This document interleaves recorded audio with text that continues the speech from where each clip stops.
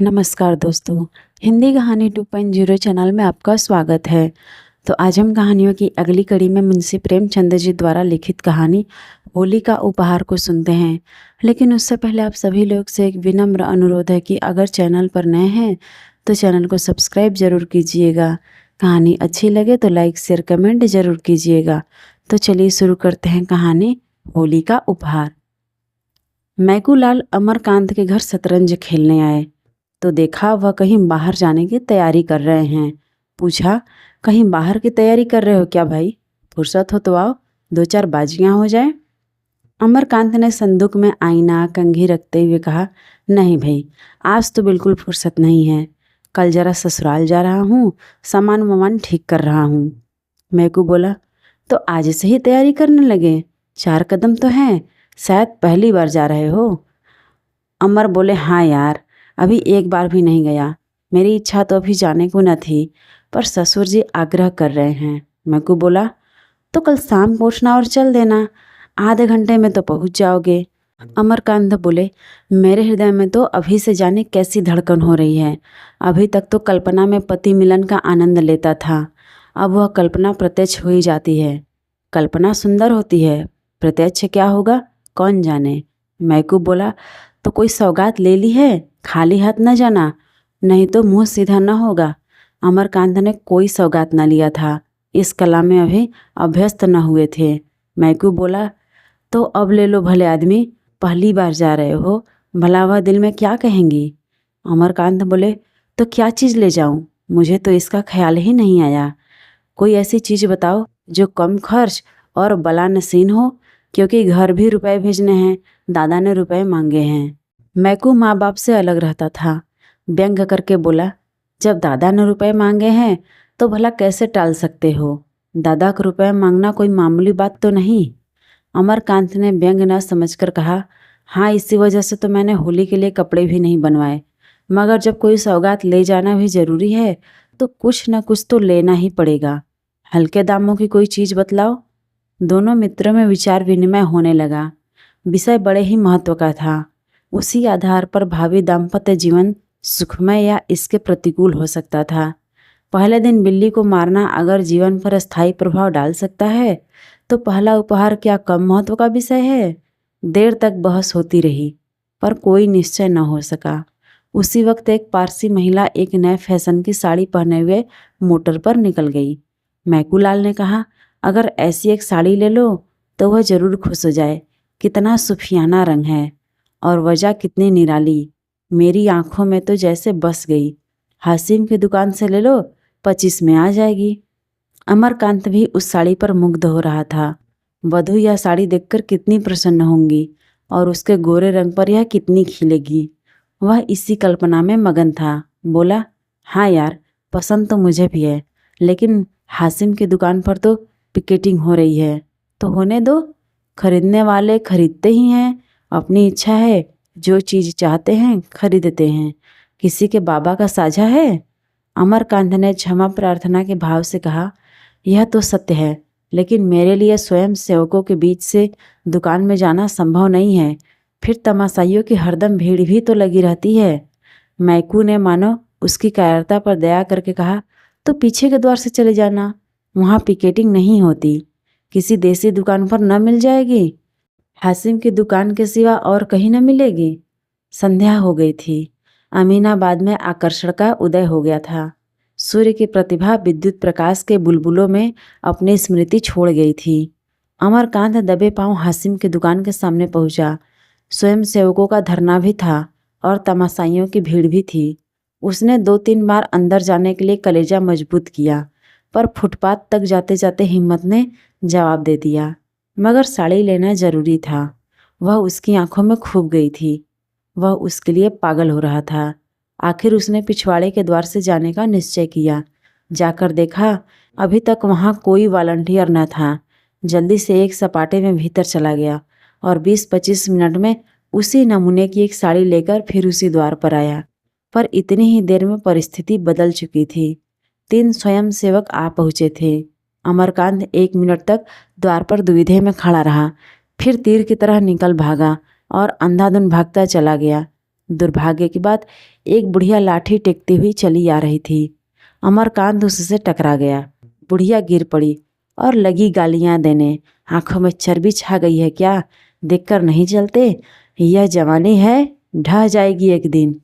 अमरकांत के पांव आगे न जा सके। बुढ़िया को उठाया और उससे क्षमा मांग रहे थे कि तीनों स्वयंसेवकों ने पीछे से आकर उन्हें घेर लिया।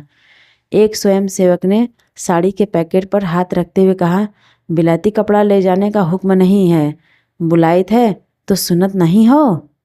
दूसरा बोला, आप तो ऐसे भागे जैसे कोई चोर भागे।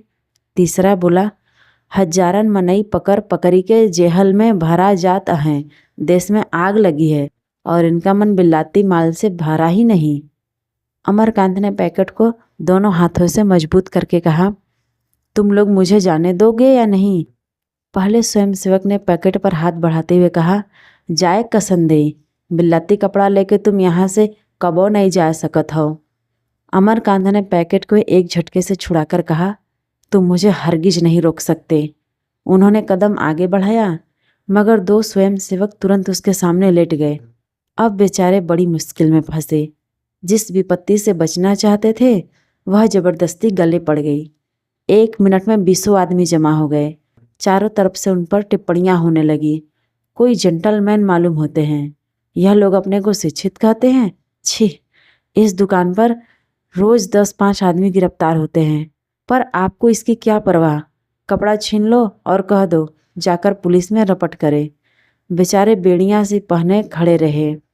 कैसे गला छूटे, इसका कोई उपाय न सूझता था। मैकूलाल पर क्रोध आ रहा था कि उसी ने यह रोग उनके सिर मढ़ा। उन्हें तो किसी सौगात की फिक्र न थी। आए वहां से कि कोई सौगात ले लो। कुछ देर तक तो लोग टिप्पणियां करते ही रहे। फिर छीना झपटी शुरू हुई। किसी ने सिर से टोपी उड़ा दी, उसकी तरफ लपके तो एक ने साड़ी का पैकेट हाथ से छीन लिया। फिर वह हाथों हाथ गायब हो गई। अमरकांत ने बिगड़कर कहा, मैं पुलिस में रिपोर्ट करता हूँ। एक आदमी ने कहा, हाँ हाँ जरूर जाओ और हम सभी को फांसी चढ़वा दो। सहसा एक युवती खद्दर की साड़ी पहने एक थैला लिए आ निकली। यहाँ हुड़दंग देखकर बोली, क्या मामला है? तुम लोग क्यों इस भले आदमी को दिख कर रहे हो? अमरकांत की जान में जान आई। उसके पास जाकर फरियाद करने लगे, ये लोग मेरे कपड़े छीनकर भाग गए हैं और उन्हें गायब कर दिया। मैं इसे डाका कहता हूँ, यह चोरी है। इसे मैं न सत्याग्रह कहता हूँ न देश प्रेम। युवती ने दिलासा दिया, घबराइए नहीं, आपके कपड़े आपको मिल जाएंगे। होंगे तो इन्हीं लोगों के पास। कैसे कपड़े थे? एक स्वयं सेवक बोला, बहन जी, इन्होंने हासिम की दुकान से कपड़े लिए हैं। युवती बोली, किसी की दुकान से लिए हो? तुम्हें उनके हाथ से कपड़ा छीनने का कोई अधिकार नहीं है। आपके कपड़े वापस ला दो। किसके पास है? एक क्षण में अमरकांत की साड़ी जैसे हाथों हाथ गई थी वैसे ही हाथों हाथ वापस आ गई। जरा देर में भीड़ गायब हो गई। स्वयं सेवक भी चले गए। अमरकांत ने युवती को धन्यवाद देते हुए कहा, आप इस समय न आती तो इन लोगों ने धोती तो गायब ही कर दी थी, शायद मेरी खबर भी लेते। युवती ने सरल भर्त्सना के भाव से कहा, जन संपत्ति का लिहाज सभी को करना पड़ता है, मगर आपने इस दुकान से कपड़े लिए ही क्यों? जब आप देख रहे हैं कि वहाँ हमारे ऊपर कितना अत्याचार हो रहा है, फिर भी आप न माने। जो लोग समझकर भी नहीं समझते उन्हें कैसे कोई समझाए? अमरकांत इस समय लज्जित हो गए और अपने मित्रों में बैठकर वे जो स्वेच्छा के राग अलापा करते थे वह भूल गए। बोले, मैंने अपने लिए नहीं खरीदे हैं, एक महिला की फरमाइश थी इसलिए मजबूर था। उन महिला को आपने समझाया नहीं?